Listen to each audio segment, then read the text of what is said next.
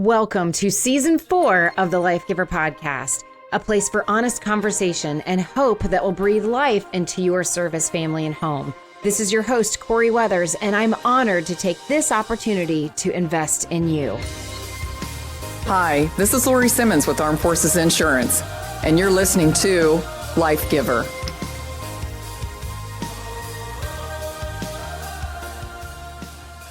Welcome to another episode of the Life Giver Podcast. This is your host, Corey Weathers.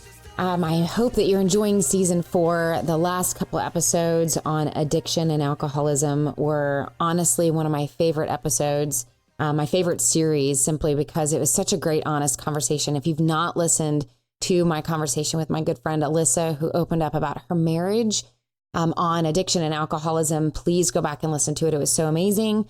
The Weathers team has officially PCS'd again. I'm on the other side of that and I'm back to work.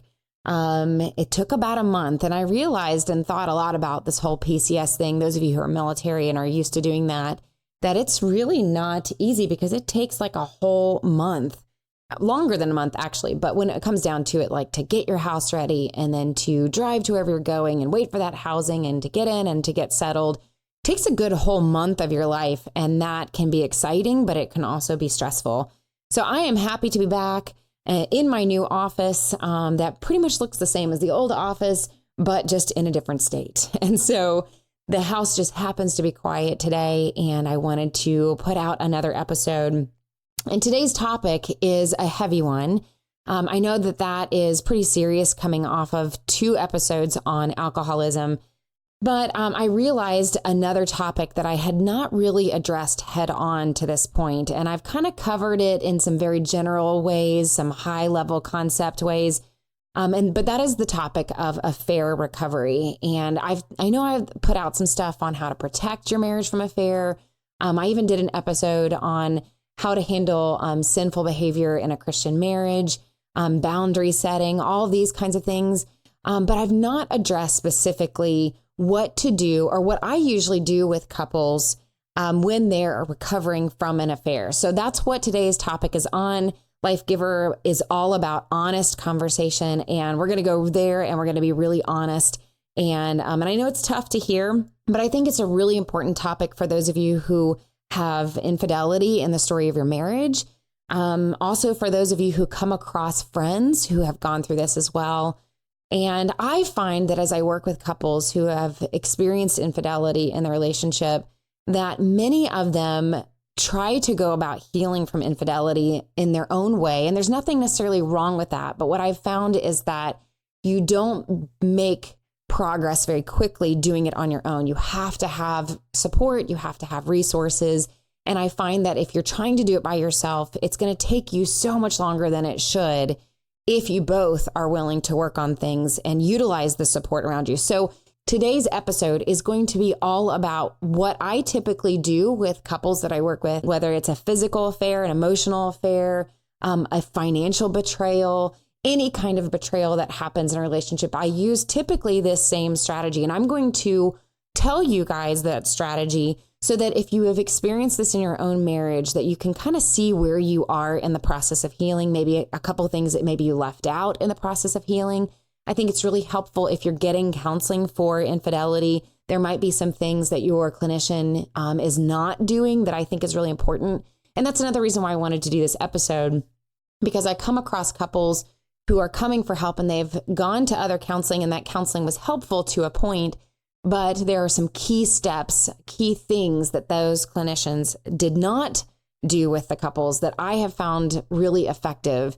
And when you skip some of these steps, it just takes your recovery a lot longer. And so I want to just kind of lay out what I do and the strategy that I use to perhaps give you hope, perhaps give you some tools, some things that you can practically do to start healing in your relationship. And again, if you have not had this happen in your marriage, there's always people around us every day in this culture who have experienced this. And I just think it's really good information for you to know. So I'm going to talk through the strategy, but I'm also going to give you some extra resources that I usually give to couples to look into as well. So again, this can apply to any betrayal in a marriage and the steps that you need to go through to start healing. So let's first talk about what happens to a marriage when betrayal has happened. Again, this could even be financial betrayal. It doesn't have to be just physical intimacy and sexual betrayal. Sometimes I've even seen those who have experienced pornography destroying the relationship, and that feels like a betrayal to them too. So what that does to a relationship is it honestly blows out the bottom of the marriage, because the foundation of marriage is trusting.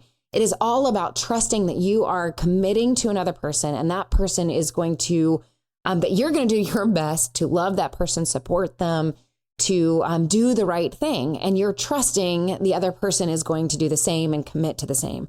And so when betrayal happens, it literally, if you're thinking about like a trust bucket, because I'm going to be referring to what's this trust bucket probably throughout the whole episode.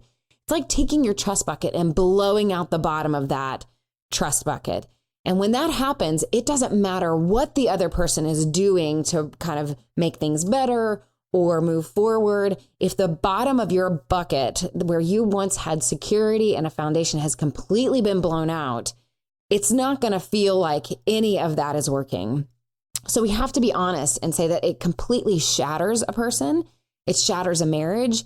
I even explained to somebody else that it's almost like disemboweling somebody. It's like cutting your gut open and just exposing everything. That is the level of woundedness and hurt and destruction that can happen in a relationship when there is betrayal. And so we first have to be very real with the fact that especially infidelity and affairs is a very selfish decision. I'm not meaning that to be mean towards anybody who has found themselves in an emotional affair or a physical affair, but we can trace back those decisions, those thoughts, all the way back to the beginning and talking about what led to that affair in the first place. And we can really nail it down to selfish thoughts, selfish thinking, and choosing self over choosing the marriage and choosing to do the hard work. And so there's lots of reasons that people get into affairs. There's the emotional involvement. We see a lot for women. It starts off as an emotional affair, but that doesn't necessarily mean that men don't experience emotional affairs as well. Yes, I do agree with a lot of clinicians and a lot of the resources out there that there is two sides to every story. But what I find, unless it's a very traumatic, very chaotic, very dramatic relationship going on leading up to an affair, I do find that it's not possible to start affair recovery by going at it with it took two people to have the affair, because it's almost like having an open gaping wound that is bleeding and that person is bleeding out and it's standing there arguing over, who is most to blame. At this point, it's about closing that wound and applying pressure and being in survival mode and dealing with the crisis first before we even get into both sides and all of that. So I do agree that yes, in the storyline of a couple, it is kind of two sides. And at some point you have to process that. But when an affair has happened, in that crisis moment where everything has been exposed and everything has come out, that couple and that what I'm going to call the wounded spouse who's just found out about the affair, or it's just been revealed, they've been gutted and they are in shock and they are surprised and they are afraid and confused and insecure and everything. They can feel completely raw and exposed. Not to mention angry and sad. It's like feeling every negative emotion all at once. You can't ask a person like that to start processing whether or not they had a side into what happened.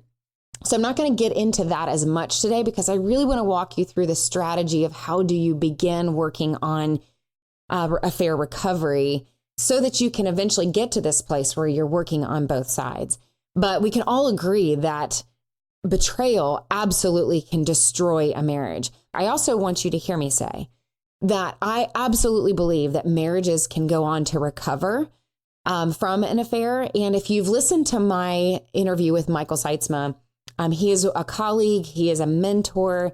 Honestly, he is who I have learned so much of this affair recovery content. It comes from Michael Sytsma, Dr. Michael Sytsma out of Atlanta. He is a Christian sex therapist, and a majority of the couples that he works with are in affair recovery. So I have to give huge credit to Dr. Sytsma for teaching me some of this strategy. I've kind of added a lot of my own words to it, especially as it relates to the service culture. But he is the source of of a lot of this content.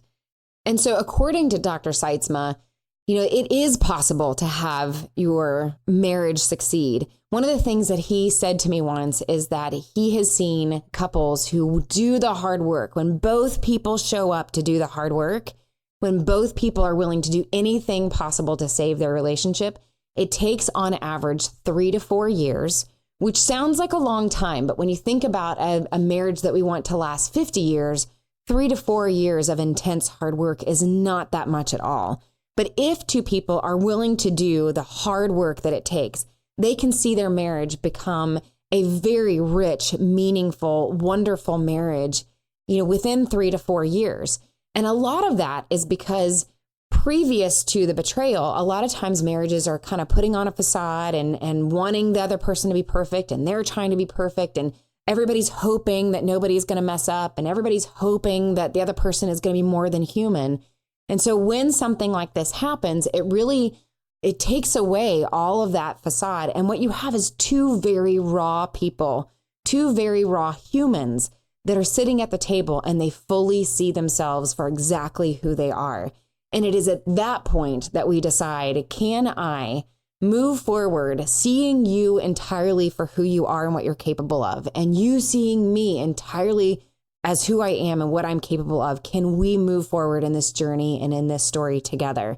And that's why on that foundation, with the support of other people, not thinking they can do it by themselves, being able to reach out to a higher power to help them strengthen themselves through this, even walking through questions of forgiveness and grace and all of that together is what leads to a deep, meaningful, more rich marriage than they would have otherwise had. But that doesn't necessarily mean that I'm prescribing betrayal and affairs in your marriage. So I'm saying that only to say it is possible to see your marriage succeed and become a healthy marriage, even though this has happened in your life. But we have to start with the fact that it takes 3 to 4 years of both of you working extremely hard and committing to work on the process together with the support and resources outside of you. So with that caveat, I'm going to go ahead and jump in and talk with you a little bit about the strategy. There are 3 phases that a couple has to go through throughout their journey of healing. And when an affair has just surfaced and it has been revealed, we're in phase 1. Despite how long it's been going on, and there's all these other variables that can make it a little bit more complex with how long the affair has been going on, how much deception was there, lots of opportunities to explore the hurt and that. But when an affair has been revealed, we are in phase 1. And like I said, that wounded spouse feels gutted, feels completely shocked, usually if they didn't know about it. Even if they thought that something might be going on, still that reveal is the reality that it has been going on, and they're still going to be in a place of shock. And usually for the wounding spouse, the one who's been having the affair, that moment of the reveal is actually a relief, because for a lot of them, they've been in so much deception. They didn't mean or set out to start an affair. Very few people, I get this question a lot, like, did they seek it out? Like, were they intentionally wanting to have an affair? And I believe that most people are not intentionally out there trying to have an affair, trying to hurt their spouse. It is these tiny moment-to-moment decisions that over time change the trajectory of someone, and they find themselves eventually out of a series of really bad decisions in a relationship where now they are trapped and they're in deception, and they're trapped in that deception. And either they're going to get caught or they're going to have to tell the truth. But not many people can get to the point where they can hold that lie for too much longer. Sin always comes out into the light. That wrong will always come out into the light somehow. And some people even subconsciously do it. They want to get caught because they can't be trapped in that deception any longer. So that wounding spouse tends to feel a sense of relief because they've been in this place of feeling trapped in that lie for so long that once they reveal that it's going on, there's a certain component that feels better. They might feel shame, they might feel remorse, they might feel devastation to a certain degree. But for many of them, there is a sense of relief because now it's out in the open. Now we can start working on the problems. Unfortunately, though, the wounded spouse is in shock and is in survival mode. And so what I often see is these couples go to counseling and they get to a counselor, and a counselor wants to work on both sides of the street. And we are dealing with a crisis situation where one is in shock and one is like, what's the big deal? I've been honest. Why can't we move forward? So this is phase one. And so in order for phase one to succeed, there are certain things that need to happen. Number one, my job as a clinician is to make sure that the wounded spouse gets through the shock and gets through the newness of that information that I'm going to use stereotypes here, but I will say he or she has the permission to feel, be angry, be sad. It is a grieving process. And so you have to expect that for them to have every emotion that you would experience in grief, in the sudden loss of someone that's important to them, because they have suddenly lost their marriage and the dream of what they wanted their marriage to be. And so they're going to have waves of anger. They're going to have waves of rage. They're going to have waves of sadness. They're going to have waves of just feeling numb and apathetic. It's going to be a lot of different emotions. And I often say that grief is like ocean waves hitting a toddler, and that's often what it can feel like. So there's moments where you might even see them laughing, and at the next moment, they're just in a complete rage. And my job as a clinician is to help that wounded spouse get through that initial shock, because what I don't want them to do, and what I don't think they want to do, is what I call sin in their own anger. Like, it doesn't help to repay evil with evil. It doesn't help to do something destructive yourself because you have been hurt so badly that now you're going to retaliate. So if I can help that person have the permission to have the feelings they need to have, that's what I'm concentrating on for the wounded spouse. For the wounding spouse, for the one that caused the betrayal, here's what I'm looking for. And here's what I would hope that wounded spouse is looking for too. I am looking for what's called a penitent heart. And I got that from Dr. Sytsma as well. And I referenced the movie Indiana Jones. If you remember Indiana Jones and the Last Crusade, there is this great moment where he's at the end and he's going through all these obstacles. And there's that one where he's saying to himself, a penitent man shall pass. Like, what is the riddle? A penitent man shall pass. How does a penitent man pass through this obstacle? And every person before him had walked through the obstacle and gotten their head chopped off. And what Indiana Jones figures out is that the penitent man kneels. He kneels before God. And so when Indiana Jones kneels and kind of does this fun little Indiana Jones roll, he gets through that obstacle and he doesn't get his head chopped off. And so the wounding spouse in phase one has to exercise as much humility as possible and a penitent heart, meaning I have done something wrong. I have done something destructive. I deserve to have my head chopped off. Actually, or figuratively, or emotionally kneeling before you, I put my neck at your mercy. I know as I kneel before you that you have every right to chop my head off. But it's so important that that wounding spouse has that humility and a penitent heart. And when I see a couple where that wounding spouse does not have a heart of humility, I can't move forward. I can't help that couple move forward. And I would not expect that couple to move forward until we get there. I'll be completely honest. For those of you who are listening who might even be dabbling in an affair, or maybe you have revealed that you're having an affair and you're ready to move forward and you just feel so much better that you got it out there, but you don't have that humility, I will tell you right now that what it looks like to me as the clinician and what it looks like to your spouse is that you are still actively involved in an affair. If you are numb, apathetic, cold, with no humility and just saying, it's over, what's your problem, let's just get through it, then your recovery is at a standstill. A penitent heart, an expression of remorse and humility is the only way to start a fair recovery. And I will often pause a couple's recovery until that humility is shown. And I know that's hard for some of you guys to hear out there because it's hard to be vulnerable. It's hard to break down and cry. It is hard to hold the guilt that you probably feel. It is very emotional. And it does feel very vulnerable to put your life and your soul and your marriage and everything at the foot of the person that you've wounded. But without that step, your marriage will not recover. So those of you who are listening, that is absolutely crucial. And if you are the spouse who has been wounded, and you're not getting very far in your recovery, it may be, if it's because there isn't that humility, then perhaps that's something to think about. Why isn't that humility there? What can you do to encourage that humility, to ask for it, to even be able to express, I'm having a hard time moving forward in recovery because you've never really said I'm sorry, or you're not saying I'm sorry enough, or every time I get triggered and I feel hurt and I cry and I bring this up to you, you just tell me to get over it instead of meeting me where I'm at and allowing you to be reminded that you caused these consequences and that you understand that you're still at the mercy of those consequences. So a penitent heart and that humility is absolutely crucial and is number one, what I look for in the beginning.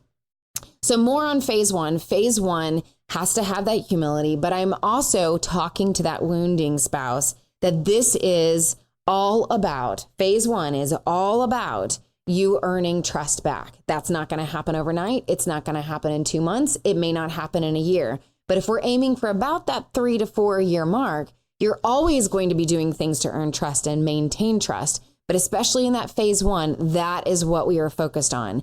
And guess who's in charge of helping you know how to earn that trust back? It is your spouse. It is the one who has been wounded, because that gives them a sense of control for them to be able to know, this is what I think I need in order to even consider trusting again, because that bottom of the trust bucket has been blown out.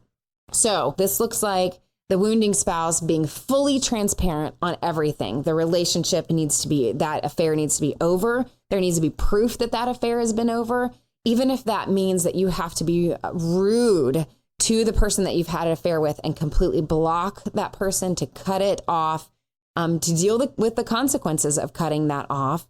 But it has to be completely shut down and cut off, and then full transparency. That means full transparency on your devices, on your schedule, on your coming and goings, on anything that especially had to do with the affair. So if you had an affair with somebody that you worked with, then you've got to be really transparent about your job. Now, for the military, if you're active military, then there is the ability to change to a new assignment, and that allows for a fresh start where you don't have to worry about your spouse being around that person that they had an affair with. For those that are first responders, that's a little bit harder. And so even changing districts, it's a whole other kind of conversation of to what extreme can you go through to block yourself from the person that you had an affair with, if it's somebody that you work with. But these are conversations that the couple needs to have. To what extent and how do we show that we have proven that the affair and the relationship is completely over?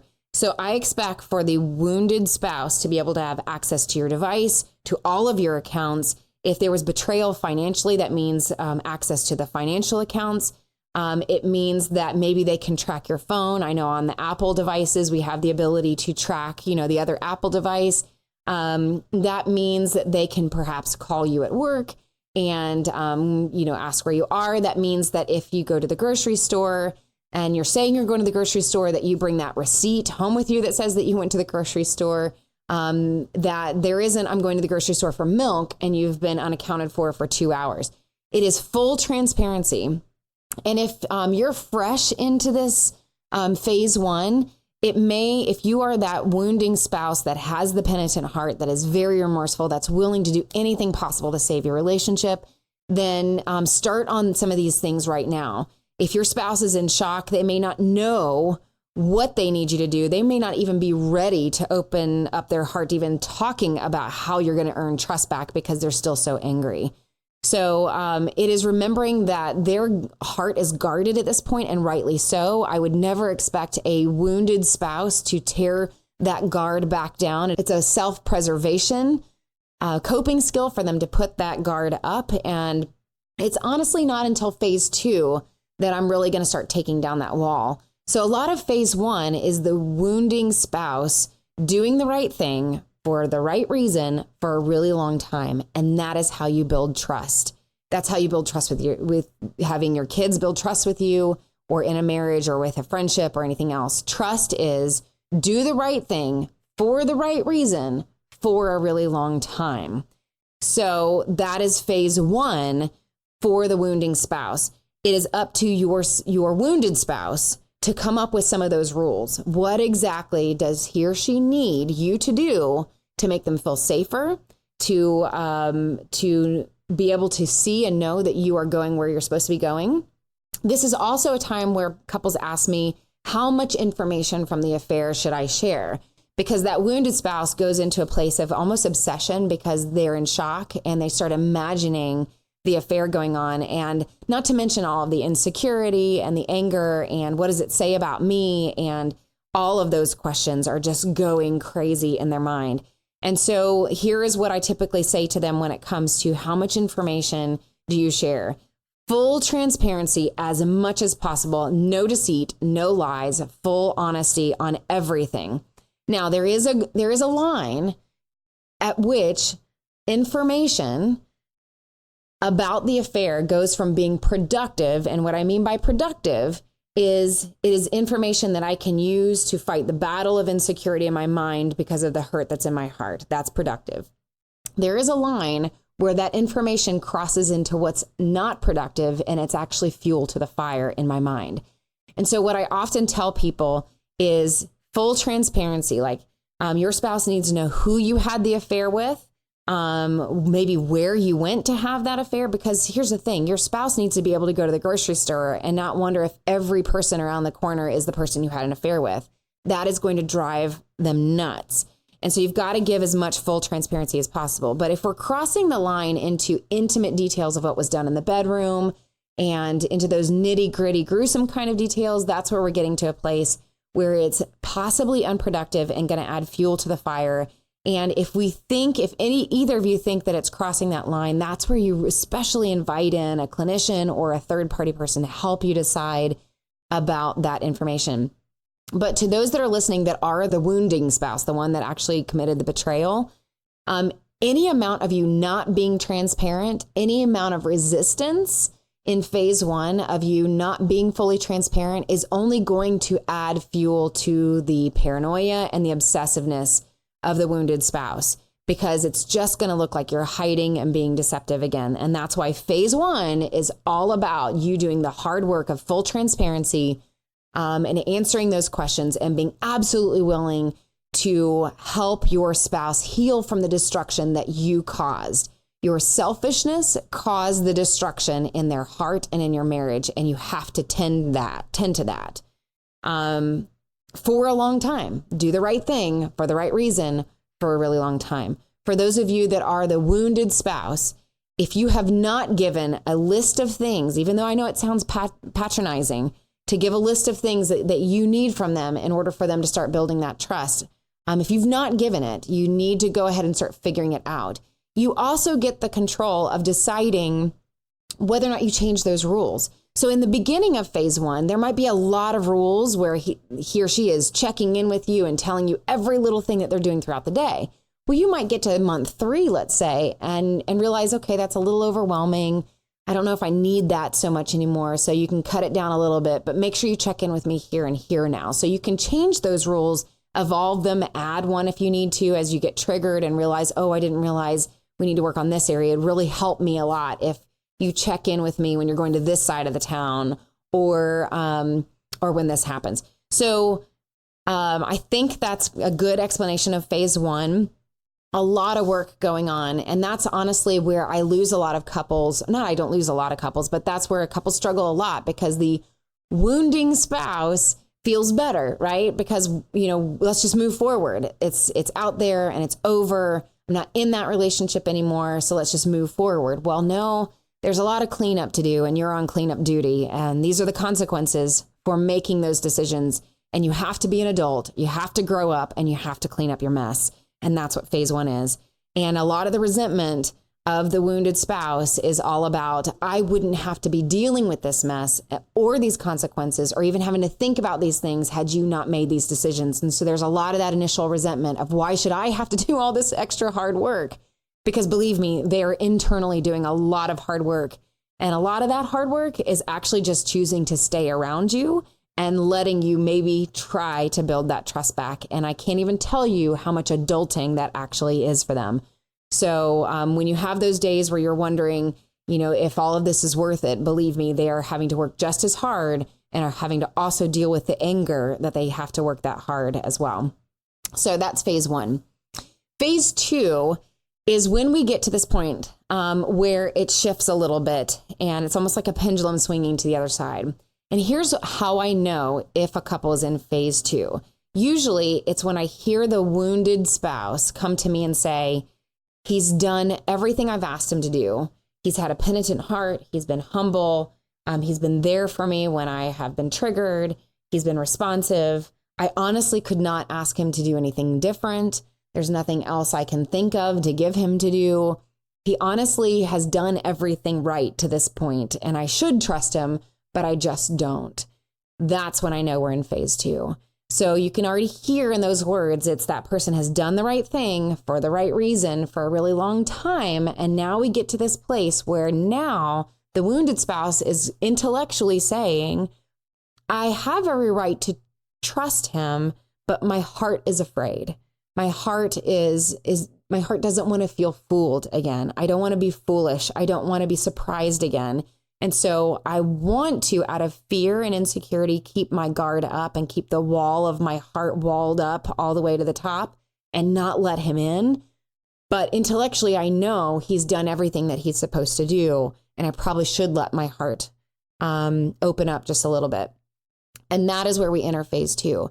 Phase 2 is the wounding spouse continuing to do the right thing for the right reason for a really long time. Maybe some of those rules are adjusting and lightening up just a little bit, but they are continuing to be steadfast. They're continuing to prove their trustworthiness. Just keep doing that and keep showing up. But my work is shifting more towards the wounded spouse and going, let's examine your heart and let's talk through the fear. Let's talk through the insecurity. Let's talk through what you're afraid of and what it would be like for you to open up your heart, what it would look like for you to open up your heart. What does it look like for you to have that emotional intimacy with him again? Now, a big question that I hear from couples a lot is, how do I know when to be intimate with them again, especially sexually intimate? And there's no good answer for this. There's no rule for this. I have known some couples, depending on how severe the betrayal was, how much hurt is there. Every story is different, but I know some couples wait a while, wait all through phase 1 before they're intimate. But it doesn't surprise me when I have a couple that is within the first week of that affair being revealed that they choose to be intimate. And some of you listening who've not experienced betrayal before might go, oh my gosh, I could not do that. That would not be me. How could they even open up their heart again? But you have to understand that this is grief. It's grieving. It is a lot of insecurity. It's fear. It is, I'm losing my marriage. It is this person that I trusted and I love. Here they are, hopefully with that humble heart. I see my best friend who has done something terrible. And yes, it's something terrible to me, but I also see my best friend who is just as wounded as I am. And I long to be close with them. I don't want to open my heart up completely. I still have that wall up, but there's a longing that that a lot of couples feel like I want to be close because I definitely don't want to be alone either. And so it doesn't surprise me at all if a couple chooses to be intimate within even a short amount of time. So there's no real good answer on that. But when we get to phase 2 and we're working on that wounded spouse, if I see that wounded spouse, I'm never going to challenge a wounded spouse and say, it's time for you to be intimate with your husband or your wife or whatever. That's not my place. But if I'm asking them, how are they doing in that area? And they are being resistant for the sake of being resistant, meaning my spouse has earned a lot of my trust back. They've done all the right things for the right reasons. I feel generally safe around them, but I'm just out of resentment and anger going to choose to withhold myself still. I'm going to press in and I'm going to challenge that just a little bit because now we might be entering into a season. The longer we get into phase 2 and we're not doing the hard work, that now it's your turn to do the hard work. If we're just avoiding that hard work, that's really quickly going to get into a place of resentment that swings the pendulum over to a different kind of destruction. And it takes a little while to get there. But if I see somebody just being completely resistant out of entitlement, out of selfishness, out of anger still, and they're not really doing any work to come back, then I'm going to press in and see if, is this selfishness? And is it possibly going to lead to destruction in your relationship because you are now choosing to not extend that grace? We may not even be talking about forgiveness at this point.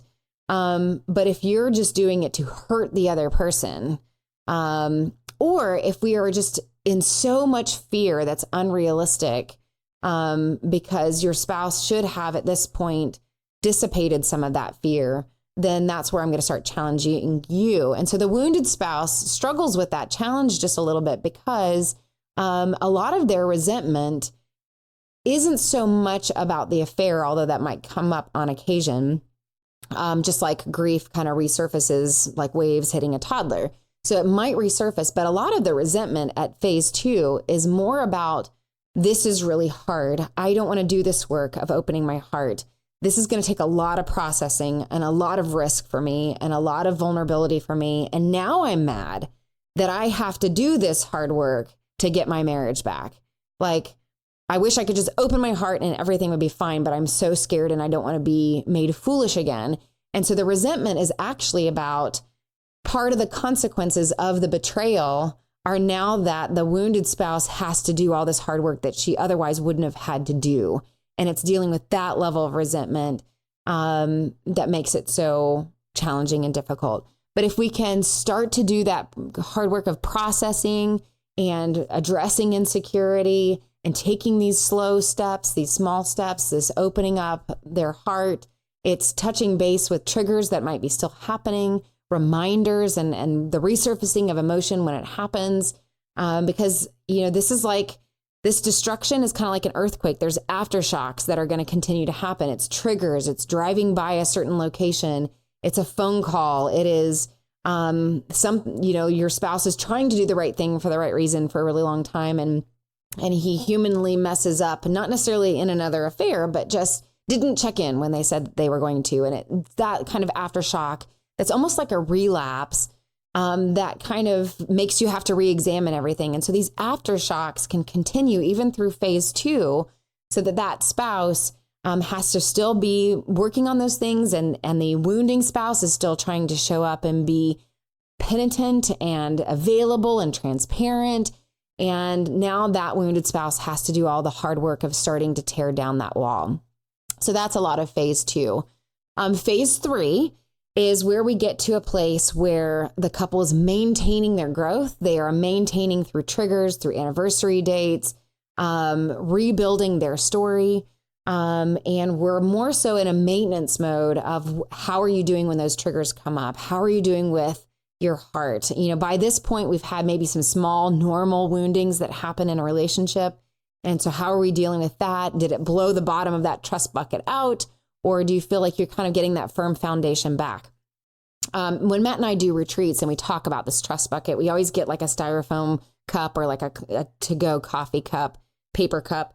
And we use it as a demonstration to kind of show what it looks like to, just blow the bottom out of that cup. Eventually, over time, when you've been going through these phases, it's almost like putting your hand on the bottom of the cup. And it's a conscious choice for the wounded spouse to say, I'm going to put my hand on the bottom of the cup. But every time you do the right thing for the right reason, and you're pouring some of those good behaviors, you're showing me some of that good behavior and the servant heart into my cup, it's still going to leak out because it's just my hand, but I'm going to do my best to keep it there. It's a conscious choice. Eventually, we might replace the bottom of the cup, not with our hand, but maybe with tissue paper.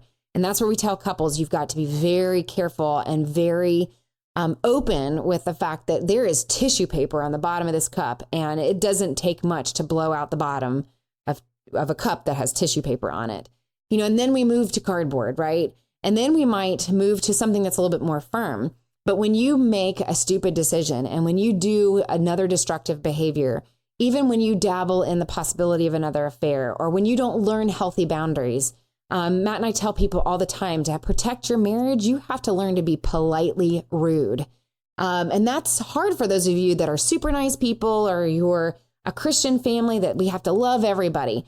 But in protection of your marriage, when you're around the opposite sex, you have to learn how to be politely rude, which means, no, I'm not going to linger in conversation with you. No, I'm not going to have a conversation that kind of is leaning towards an emotional discussion over email or Facebook Messenger or anything like that. I'm going to loop in my spouse to those conversations, even if that seems rude to you, because I'm going to protect my marriage at all costs. So when you do something that's really small and you start to damage the trust that you have put in, it's like poking holes in the bottom of that new foundation. And you have to start rebuilding that trust again. And so you have to be mindful to do the right thing and always be on alert and aware of what the right thing is. And maybe even getting help to know how to set good boundaries with people, be aware of your personal social awareness of, how, there's some people that need to learn that we don't stand in super close proximity to another person of the opposite sex. Like, some people don't have that personal space thing, right? Like, and if you are one of those people that struggles with that, then go and get help with that and learn that skill. I know that's crazy that some people need to learn that, but I know some of you guys out there listening have been around somebody that you wish that they would have learned that. So phase 3 is a lot about that maintenance of, have we had even some small things that have happened that poked holes in the bottom of that cup, and we've got to kind of work through and rebuild some of those things. But we're really getting to a maintenance place where usually when you're working with a couple, we're getting to that 3 and 4 year mark where maybe we're spacing out the sessions and we're not in a crisis anymore. And it's really just kind of checkups on how you're doing. So that is my strategy. That is what I walk couples through on the 3 phases of recovering your marriage from an affair. It's not perfect, but that strategy, I've used it for lots of different situations, for lots of different kinds of betrayal. And hands down, every single time, it's been a good strategy to make sure that everybody gets the care that they need. The wounded spouse gets some of their control back. But I also, because that pendulum swings in phase 2, I'm able to do a good check and make sure that we're keeping things balanced between the couple and they're each doing that hard work. That is also probably where we're also talking about both sides of the story. So I hope that's been helpful to some of you. Now, as far as resources go, let me point out a few resources that are really common that I usually recommend to other people. Number 1, if you've not listened to my interview with Mike Sytsma, I will put that in the show notes. It's an outstanding interview that talks about not only protecting your marriage, but also a little bit of that affair recovery. So I will put that in the show notes and link that outstanding man and ministry that he has. The book After the Affair is a common book that we often recommend. A lot of people like it because it doesn't necessarily beat up the wounding spouse. That's often what they're afraid of, is that they're going to pick up a book and they're just going to get slammed chapter after chapter. After the Affair does a really good job of pointing out both sides and helping the couple see both sides so that they can extend grace a little bit easier and open up good, healthy conversation throughout the phases. So After the Affair is really, really good. And Dr. Sytsma also recommends a couple of others. Here's a faith-based one, is called Torn Asunder by Dave Carter. They even have a workbook that goes along with that. That's a faith-based perspective, as well as Unfaithful, Hope and Healing After Infidelity by Gary and Mona Shriver. That is also faith-based. That's one of his favorites as well.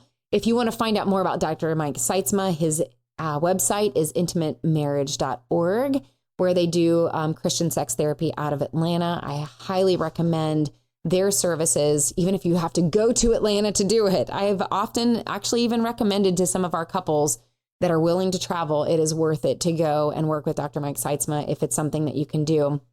And I'm not really sure, those of you who might be listening from Georgia, if they do telemental health or online care. So hopefully that is helpful to you guys. I will also put links to Matt and Mai's discussion on sin in a Christian marriage. We kind of cover this just a little bit too, as well as some extra resources for, any kind of setback that you have in your relationship or betrayal. Matt has some really good points that he shares in that podcast series as well. So I know today was a really heavy topic, but I realized that I had not walked you guys through those phases. And I find that if you at least know about the phases of healing, that you can at least implement some of that in your own life. If you've experienced betrayal, that you can take some of that even to your clinician and go, hey, here is a strategy that really makes sense to me. I've maybe not done these couple of steps, and maybe that's why we're not getting very far in our recovery. And you can take that to your therapist and kind of go through those phases.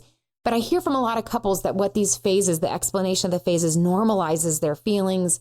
It helps them understand the process and what to do. There's nothing worse than having a crisis in your marriage and feeling hopeless and feeling like you don't know what to do next. And so laying out that strategy at least gives hope. It gives a plan. It gives direction. It gives you resources so that you know that you can clean up destruction. You can find hope for your marriage, and you can go on to tell an amazing story. The last thing I'm going to leave you with is that no great story is a perfect story. Every pickup of a novel, every time you pick up a great novel, there is always a part of that story that makes you probably want to shut the book and not finish it because it's either painful or hard to read or hard to imagine. And but if you stop there, then you never get to see how that story is redeemed. And so when you go through something like this in your marriage, if you are facing betrayal of some kind or hurt or devastation of any kind, insecurity even, I just want you to hear me say that you are in maybe chapter 3 of your story. And yes, it's hard to get through, but just take it step by step. Make sure that you're safe. Make sure you have good support to help you make sure that you're safe. There's a lot of marriages out there that are being destroyed in cruel ways. And you need somebody to tell you what is something that you can heal and something that is really going into a place of cruelty where we would say it's not a safe relationship to try to redeem. But if it is a safe relationship to redeem, it is possible. We have to get to the point where chapter 3 ends and chapter 4 begins. And chapter 4 is different from 3. And guess what? Chapter 5 is different from 4. And sooner or later, you're going to get to chapter 7 and you're going to get to chapter 10 and you're going to look back and you're going to go, you know what? I wouldn't want to relive chapter 3, but we are who we are today because chapter 3 is in our story. And so it takes time and patience and work. And when both of you are willing to do the work, that's where we see marriages redeemed. And I know your marriage can be one of them. Thanks for listening. I hope you guys have a great rest of your day. If you have questions, please feel free to reach out. And remember that the Life Giver podcast is free of sponsorship because I'm counting on you, the listeners, to share the podcast with other people and share it by word of mouth so that the audience grows and people get the hope that they need. Hope you have a great day, and I'll talk to you soon. Thanks for listening to the Life Giver podcast.